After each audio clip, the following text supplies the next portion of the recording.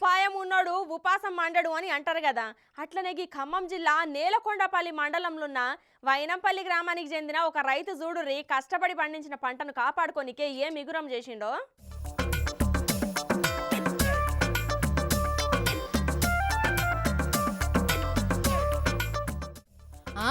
అగో కింద పులున్నది, గౌడన్నేంది టెన్షన్ లేకుండా చెట్టెక్కుతున్నాడేంది అని ఆగంగా కుర్రుల్లా.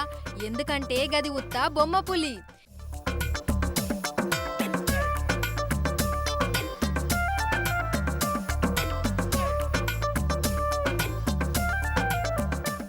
ఇక ఆరుగాలం శ్రమించి పొలంలో కష్టపడి పంటలు తోటలు వేసి పండించే రైతులకు ఎన్నో సమస్యలుల్లా.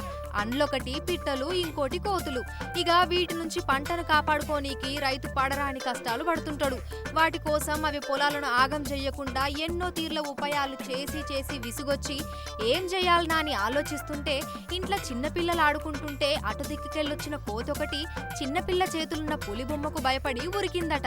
నేలకొండపల్లి మండలం పైనంపల్లి గ్రామంకు చెందిన రైతు ఎడవెల్లి తిరుపతిరావు గౌడు ఇగో గిట్ల కొత్తగా ఉపాయం చేసి గిట్ల పట్నం పోయి ఒక 1500 పెట్టి గిట్ల బొమ్మ పులిని పట్టుకొచ్చి ఆయన మామిడి తోట అట్లనే వరి పొలంను కోతులు పక్షులు ఇతర వాటి నుంచి కాపాడుకుంటుండు.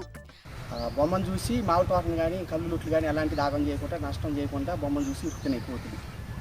రైతు నష్టం లేకుండా పోతున్నాయి, వాటికి నష్టం వాటిని కూడా ఇబ్బంది పెట్టకుండా వెళ్ళగొడుతున్నాయి.